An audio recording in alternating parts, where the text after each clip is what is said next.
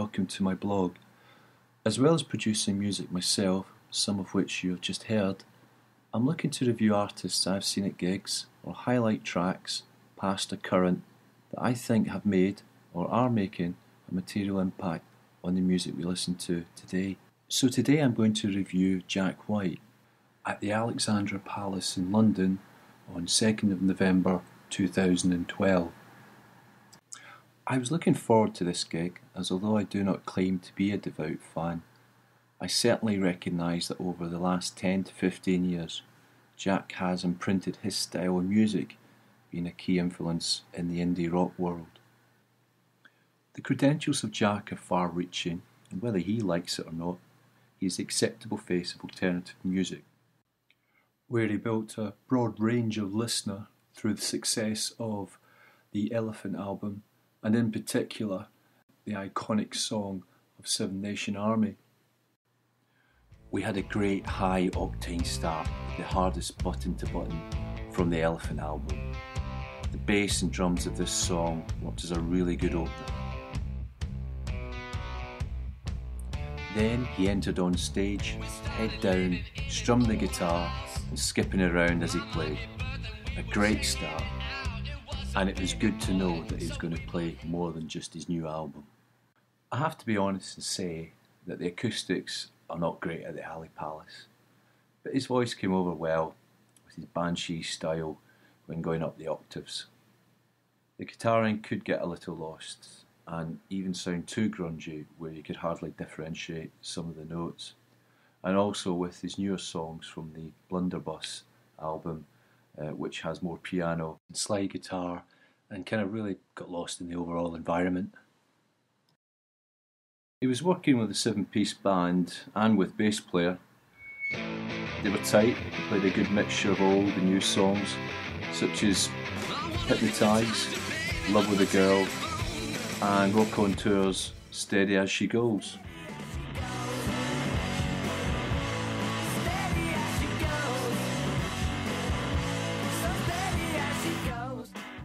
The new songs carried over well, but were not as bouncy as his classic fast-paced songs.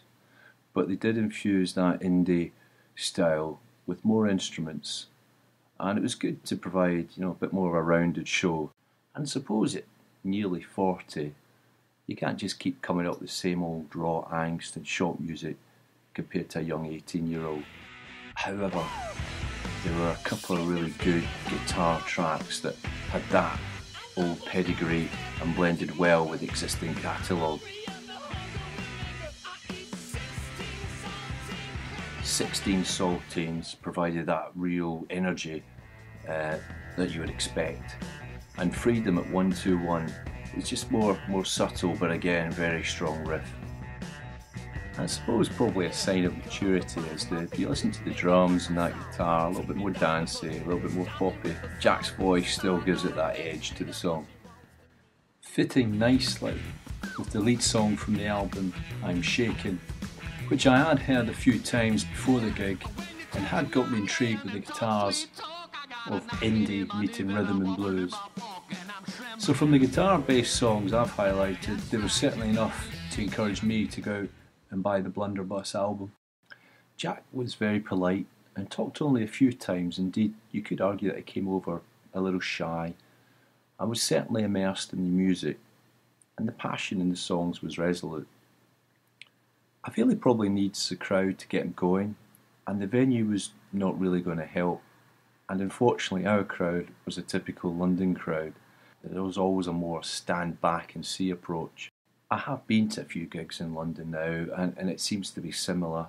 It really doesn't compare to Glasgow, Manchester or Leeds, where the passion and involvement is more total from the crowd.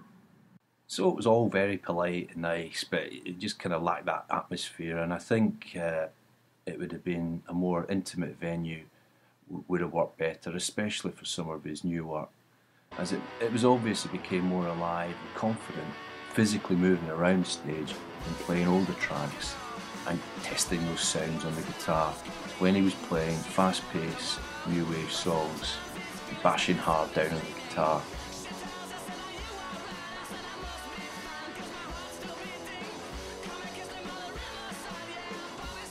So in summary, I witnessed a man that is probably hitting legend status and a master craftsman, and I would recommend anyone to go and see him.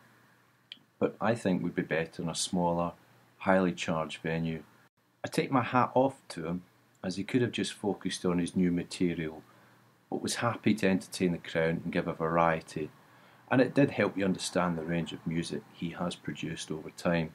So it just left one more item to conclude, and as I edged towards the exit with my friends, having to get back to Worlout Station with the alley palace not exactly being conveniently placed, I thought, is he going to play it? And he did, playing the song that for many would be the reason for going to the gig.